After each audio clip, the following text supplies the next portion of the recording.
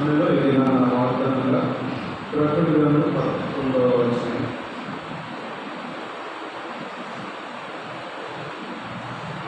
ప్రకటన గ్రంథం 11వ వచనం మొదటి వచనాన్ని అంటారు.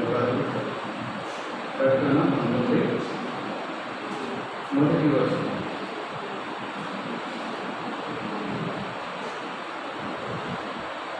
అటు తర్వాత బహు జనుల శబ్దం వంటి గొప్ప స్వరము పరలోకమందు ప్రభువును స్తుతించి రక్షణ మహిమ ప్రభావములు మన దేవునికి ప్రార్థిస్తున్నాం.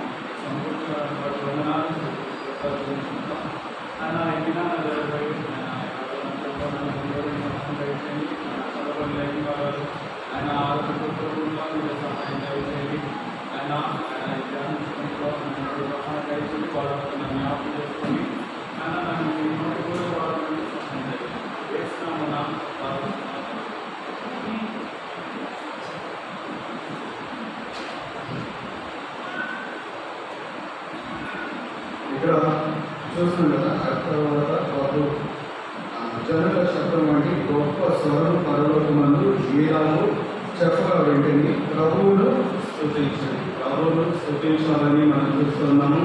రక్షణ మహిమ ప్రభావములు మన దేవుడికే చెల్లు. ప్రతిదీ కూడా ఏమవుతుంది, మన దేవుడికే చెల్లునని మనం చూస్తున్నాం.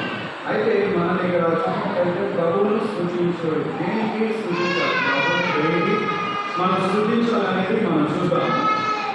ద్వితీయోపదేశకాండము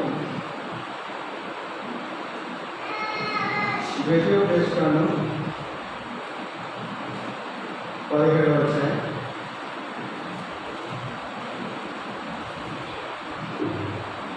14-15 వచనాలు ఆలోచిస్తారు. ద్వితీయోపదేశం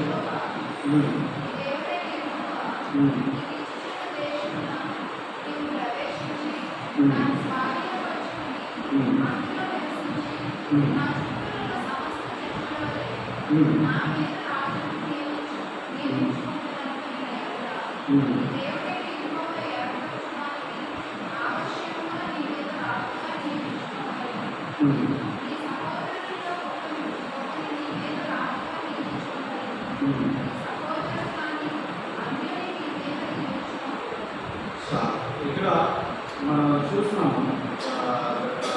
ఏమంటే మనకి ఏమైనా ఎలక్షన్ అంటే మొత్తం లాస్ట్ అంటే చెప్పవచ్చు, కానీ అది కరెక్ట్గా ఉండదని మనం చూస్తున్నాం. ఇక్కడ మనం చూస్తున్నట్లయితే నీ 15లో మనం చూస్తున్నట్లయితే నీ సహోదరులలోనే ఒకరిని నీ మీద రాజుగా నియమించుకున్న వాళ్ళు. నీ సహోదరులలోనే ఒకరిని రాజుగా ఏం చేయాలి? నీ మీద నియమించుకోవాలి, మన మీద నియమించుకోవాలని మనం చూస్తూ ఉన్నాము. ఇంకా మనం చూస్తున్నట్లయితే నీ సహోదరుడు కానీ అన్యుని నీ మీద నియమించుకోకూడదు. నీ సహోదరుడు కానీ అన్యులను మనం నియమించుకోకూడదు కానీ మనం చూస్తాం. ఇక్కడ మనం చూసుకున్నట్లయితే ఎవరి గురించి ఉంది అని మనం చూస్తున్నట్లయితే ఇక్కడ మనం ఎవరిని అని మనం చూసుకున్నట్లయితే మనం ఏ జనాల్లో కింద వస్తాం? మనం మొట్టమొదటిగా మన పరిస్థితి ఏంటంటే అన్య జనాంగంగా మనం ఉండేవాడిని. మనల్ని రక్షించి దేవుడు ఏం చేశాడు? ఇశ్రాయేలీయులతో పాటు మనల్ని సమానంగా చేస్తూ ఉన్నాడు.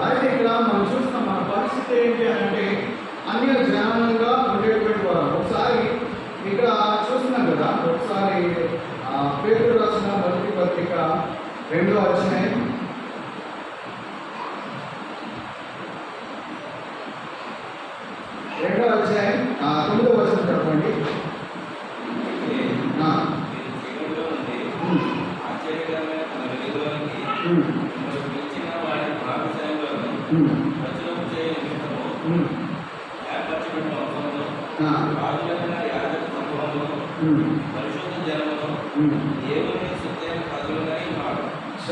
ఇక్కడ మనం చూసుకున్నట్లయితే మన పరిస్థితి ఏంటి అని మనం చూసుకున్నట్లయితే, అయితే మీరు చీకటిలో నుండి మన పరిస్థితి ఎక్కడుందంటే చీకటిలో ఉన్నటువంటి పరిస్థితి, అంటే చీకటిలో ఉండేటువంటి వారు, చీకటిలో ఉండడం అంటే ఆ పాపపు జీవితంలో లేదంటే అన్య జనాలతో మనం ఉండేటువంటి వారు. ఒక విధంగా చూసుకున్నట్లయితే అక్కడ అన్నిటినీ రాజుగా చేయకూడదని చెప్పి, అన్నింటినీ మన మీద రాజుగా చేయకూడదని చెప్పి అక్కడ ఉంటుంది. కానీ మన పరిస్థితి చూసుకున్నట్లయితే మనం అన్యులుగానే ఉండేటువంటి వారు. ఇక్కడ మనం చూస్తున్నాం కదా, అయితే మీరు చీకటిలో నుండి ఆశ్చర్యకరమైన తన వెలుగులోనికి మిమ్మల్ని పిలిచిన వాణి, అంటే ఆ చీకటిలో నుంచి వెలుగులోనికి ఏం చేస్తారు, మనల్ని పిలుచుకొని వచ్చాడు. అంటే మన జీవితం ఎలాంటిదంటే పాపం జీవితం, లేదంటే ఆ అన్య జనాల్లోనే ఉండేటువంటి పరిస్థితి మనల్ని ఏం చేశాడు అని అంటే మనకి వెలుగులోకి తీసుకొని వచ్చాడు. అదే కాకుండా ఇంకా ఏం చేస్తున్నాడు, ఇక్కడ రెండో లైన్లో మనం చూసుకున్నట్టయితే రాజులైన యాజక సమూహమును పరిశుద్ధ జనమును దేవుని సొత్తైన ప్రజలై ఉన్నారు. మనల్ని ఎలా పోల్చాడు, మనల్ని రాజులైన యాజక సమూహంతో పోల్చాడు, ఇంకా పరిశుద్ధ జనాంగంగా మనం పోల్చాడు, ఇంకా దేవుని సొత్తైన ప్రజలనే, అంటే దేవుని సొత్తు, అంటే దేవుని వారు అని చెప్పి ఏం చేస్తున్నాడు, మనల్ని ఆయన పోలుస్తూ ఉన్నాడు. ఇక్కడ దీంట్లో మనం చూసుకున్నట్లయితే ఆయన ఏం చేస్తున్నాడు అని అంటే మనల్ని ఆ చీకటిలో నుంచి బయటికి వెలుగులోకి తీసుకొని వచ్చాడు. అదొకటే కాకుండా ఆయన ఏం చేస్తున్నాడు, రాజులైన యాజక సమూహంలో మనల్ని చేర్చుకుంటూ ఉన్నాడు. అంటే ఒక విధంగా ఏం చేస్తున్నాడు, మనల్ని రాజులుగా చేస్తూ ఉన్నాడు, ఇంకా పరిశుద్ధ జనాంగంగా మనల్ని చేస్తూ ఉన్నాడు, ఇంకా దేవుని సొత్తుగా మనం చేస్తూ ఉన్నాడు. అయితే దీనికి చేయకముందు మధ్యలో జరిగిన ప్రాసెస్ ఏంటి అని మనం చూసుకున్నట్లయితే మన పరిస్థితి ఎలా ఉండేది అనేది ఇంకా స్పష్టంగా మనం చూసుకున్నట్లయితే ఇదే పేతురు రాసిన మొదటి పత్రిక 4వ అధ్యాయం 3వ వచనం చూసుకున్నట్లయితే దీంట్లో కొన్ని ఏమని చదవండి.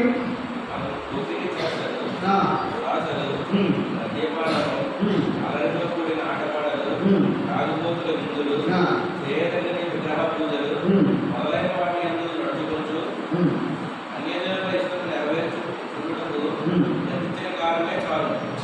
ఇక్కడ మనం చూస్తున్నాం కదా, మన పరిస్థితి ఎలా ఉంది అంటే ఆయన మనల్ని రాజుగా చేయకముందు, లేదంటే ఆ పరిశుద్ధ జనాంగంగా చేయకముందు, ఆయన సొత్తుగా మనల్ని పిలవకముందు మన పరిస్థితి ఎలా ఉన్నది మనం చూసుకున్నట్లయితే మనము ఎలాంటి వారు అంటే పోక్రీచాస్తులతో ఉండేటువంటి వారు. అంటే దేవుడిని ఎరగని ప్రజలతో మనం చూసుకున్నట్లయితే ఎలా ఉంటుంది, అన్య జనాంగంలో ఉన్నప్పుడు పరిస్థితి ఎలా ఉంటుంది అంటే పోక్రీచాస్తులతో ఉండేటువంటి జీవితం మన దగ్గర ఉంటుంది. ఎందుకంటే ఒక విధంగా రక్షణ లేనప్పుడు నేను కూడా ఎన్నో పోక్రీచాస్తులు చేసేవాడిని, లేదంటే ఎవరు నేర్పిస్తూ మాటలతో బాధపెడుతున్నాను. అంటే అలాంటి పోక్రీచాస్తులు చేస్తూ ఉండేవారు.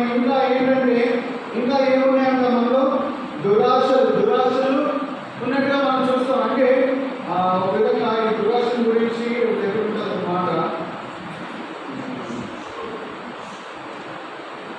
యాకోబు పత్రిక 1వ అధ్యాయం 5వ వచనం చదవండి.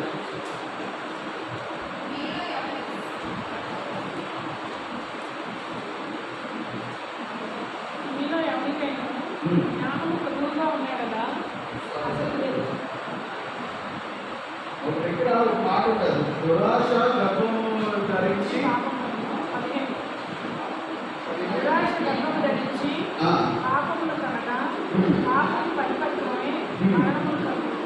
ఇక్కడ మనం చూస్తాం కదా, దురాశ గర్భము ధరించి పాపము కనుక పాపము పరిపక్వమై మరణము కన్ను. ఇక్కడ చూసుకున్నట్లయితే మనకి ఏంటంటే ఒక పరిస్థితి అన్ని జనాంగంలో ఉన్నప్పుడు ఏంటి, దురాశ ఉండేటువంటి పరిస్థితి ఉంటుంది.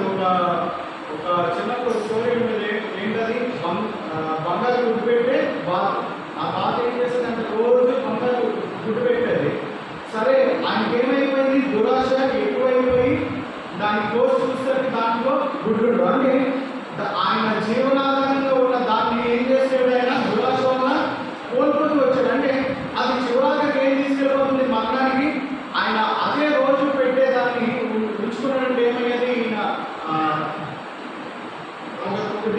మంచిగా సెటిల్ అయ్యేవాడేమో.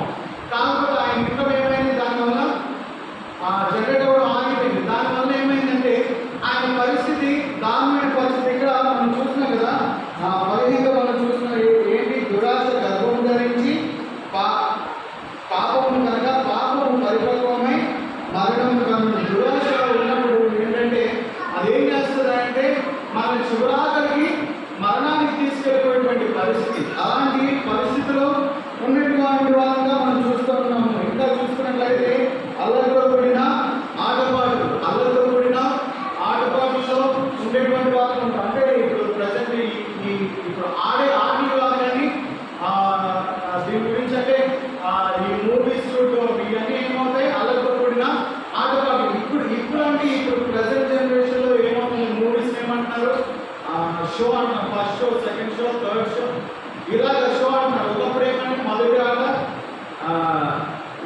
రెండో ఆట, మూడో ఆట అలాగే ఉండేది. అంటే అల్లరితో కూడిన ఆటపాటలు. ఒక విధంగా చూసుకున్నట్లయితే సినిమాలకు వెళ్తే ఏమవుతుంది, అల్లరిగానే ఉంటుంది. ఇంకా మనం చూసుకున్నట్లయితే త్రాగుబోతుల విందుల్లో ఉండేవారు ఇంకా చేయగలని విగ్రహ పూజలు మొదలైన వాటి యందు నడుచుకోవచ్చు. చేయగలని విగ్రహ పూజలు చేసేటువంటి వాళ్ళు ఉండేవారు. ఒక విధంగా చూసుకున్నట్లయితే అంటే ఇప్పుడు మనం కాకపోవచ్చు కానీ మన తాతలు ముత్తాతలు ఎక్కడి నుంచి వచ్చినారు, విగ్రహాలను చేసేవారు లేదా విగ్రహాలను పూజించేవారు ఏమయ్యారు, ఈ దినాన్ని మారుతూ వచ్చాడు. ఎలా జరిగింది, ఇది మొత్తం ఎలా జరిగింది అని అంటే కేవలం ఆయన మనల్ని రక్షించుకునే ద్వారా. మన పరిస్థితి ఎలా ఉందంటే అన్య జనాంగంలో ఉన్నప్పుడు ఎలా ఉన్నాం మనం, పోటీ చేస్తూ ఉన్నాము, ఇంకా దురాశతో ఉన్నాము, ఇంకా మద్యపానం, అల్లరితో కూడిన ఆటపాటలు, త్రాగుబోతుల విందులు, ఇంకా విగ్రహాలను ఎంత భయంకరమైన పరిస్థితిలో ఒకప్పుడు మనం ఉండేటువంటి వారు. అయితే ఇది ఎలాగ మనల్ని రాజుగా చేశాడు ఆయన అని మనం చూసుకున్నట్లయితే గల్తీకి రాసిన పత్రిక 3వ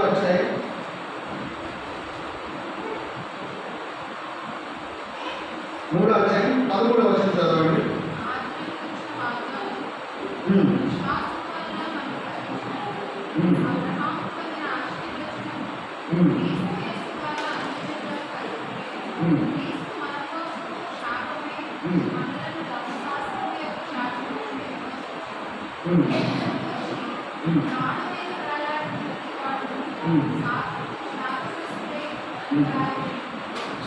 ఇక్కడ మనం చూస్తున్నాం కదా ఏంటంటే క్రీస్తు మన కోసము శాపమై మనలను ధర్మశాస్త్రం యొక్క శాపం నుండి విమోచించాను. క్రీస్తు ఏమైపోయాడంట ఇక్కడ మనం చూసుకున్నట్లయితే ఆయన అంటే ఇలాంటి దురాశతో లేదంటే ఈ పోటీ చేష్టంతో, ఇంకా అల్లరితో కూడిన ఆటపాటలతో, ఇంకా త్రాగుబోతుల విందుల్లో, ఇంకా విగ్రహాలలో ఉన్నటువంటి మన కొరకు ఆయన ఏం చేస్తున్నారు అంటే క్రీస్తు మన కోసము శాపమై మనలను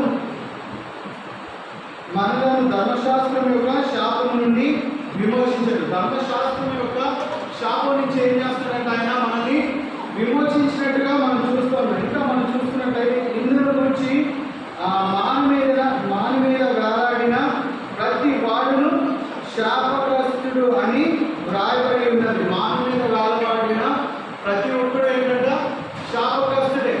ఒక విధంగా చూసుకున్నట్లయితే ఇన్ని పాపంలో మనల్ని ఏం చేయాలి, మాని మీద వేలాడేయాలి. దేవుడు ఏ పాపం చేయలేదు, యేసుక్రీస్తు వారు ఏ పాపం తెలియలేదు, కానీ మన పాపంలో ఆయన ఏం చేశాడు, ఆయన మాని మీద వేలాడినటువంటి పరిస్థితి. దీని గురించే ఇదే గల్తీ రాసిన పత్రిక 3వ అధ్యాయం 8వ వచనం చదవండి.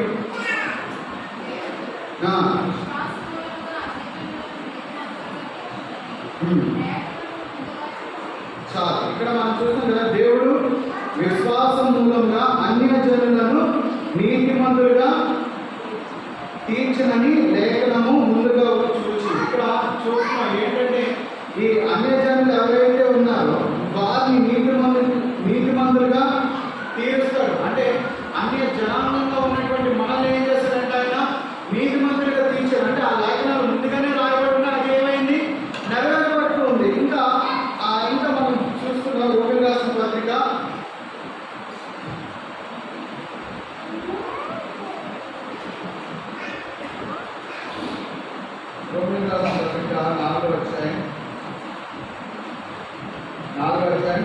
5వ వచనం చదవండి. ఆయన నా అపరాధముల నిమిత్తము ఉమ్, అప్పగింపబడి ఉమ్, మనము నీతిమంతులుగా చేసుకోవడకై లేపబడి. చాలు. ఆయన ఇంకా ఆయన పరిస్థితి ఏంటని మనం చూసుకున్నట్లయితే ఆయన మన అపరాధముల నిమిత్తము అప్పగింపబడి, ఆయన దేనికి అప్పగింపబడ్డాడు అని మనం చూసుకున్నట్లయితే మన అపరాధముల నిమిత్తం, అంటే మనం చేసిన పాపల కొరకు, లేదంటే మనం చేసిన తప్పుల కొరకు, లేదా మన దురాశ కొరకు, లేదా మన అల్లరితో కూడిన ఆటపట్ల కొరకు, లేదా మన విగ్రహాల నుంచి బయటికి తీసుకురావడం కొరకు ఏం చేశాడంటే ఆయన మన అపరాధముల నిమిత్తమై అప్పగింపబడి మనము నీతిమంతులుగా తీర్చబడుటకై లేపబడాడు. మనం నీతిమంతులుగా తీర్చబడాలని ఆయన ఏమయ్యాడంటే లేపబడ్డాడని మనం చూస్తాం. ఒకసారి చూడండి, ఒకసారి పేతురు రాసిన పత్రిక 2వ అధ్యాయం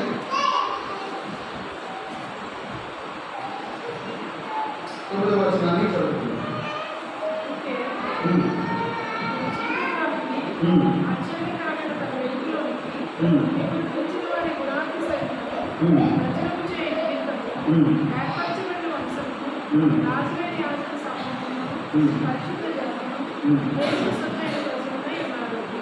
ఇక్కడ మనం చూసుకున్నట్లయితే ముందుగా మనం చూసాం కదా దివ్యోపదేశకాండం 17వ వచనంలో చూసుకున్నట్లయితే ఇక్కడ దివ్యోపదేశకాండం 17వ వచనం 15వ వచనం ఈ సహోదరులనే అతనికి ఈ మీద ఆదుగా నియమించుకోవాలి. ఈ సహోదరుడు కానీ తల్లిని ఈ మీద నియమించుకోకూడదు. చాలు. ఇక్కడ మనం చూసినాం కదా, మీ సహోదరుల్లోనే ఒకరిని మీద రాజుగా నియమించుకున్నవారని, మీ సహోదరుల్లోనే ఒకరిని రాజుగా నియమించుకున్నారని మనం చూస్తున్నాము. నీ సహోదరుడు కానీ అన్యుని నీ మీద నియమించుకోకూడదు. నీ సహోదరుడు కానీ అన్యుని నీ రాజుగా నియమించుకోకూడదు అని చెప్పేసి ఇక్కడ చూస్తున్నాం. కానీ అన్యులమైన మనల్ని ఏం చేస్తున్నాడు? ఆయన మనల్ని రాజులైన యాజకుల సమూహంగా మార్చాడు, ఇంకా పరిశుద్ధ జనులుగా మార్చాడు, ఇంకా దేవుని సొత్తుగా, దేవుని ప్రజలుగా ఏం చేశాడు? మనల్ని మారుస్తూ ఉన్నాడు. కాబట్టి ఈ దినాన దేవుని ఎంతగానో ఆరాధించుకోవడమే ఉన్నాం. ఎందుకంటే మనల్ని ఆ పాపం నుంచి, లేదంటే అన్య జనాల నుంచి ఆయన సొత్తుగా చేసుకోవడం కొరకు ఆయన ఏం చేశాడు? మన కొరకు చనిపోయాడు. మన కొరకు ఆయన శరీరము దొరుకుతూ ఉంది. కాబట్టి మనం ఈ దినాన దేవుని ఆరాధిద్దాం. దేవుని వాక్యం నియమించుగాక.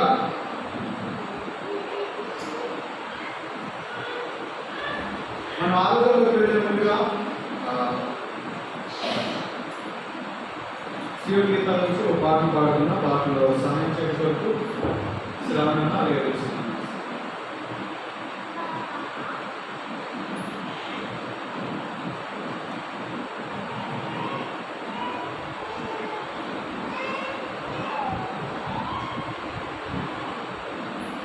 శివగీతాల నుంచి పాట సంఖ్య 227, దాంట్లో పాత దాంట్లో 225, బాగా పాత చూసుకుంటే 796.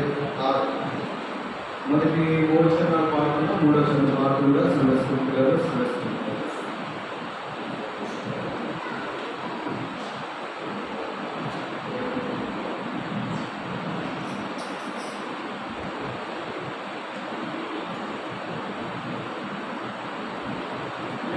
స్తుతించెదను యేసు నామమును, భజించెదను క్రీస్తు నామమును, స్తుతించి యేసుని యోగ్యుడని నిత్యమే స్తుతించెదను, స్తుతించి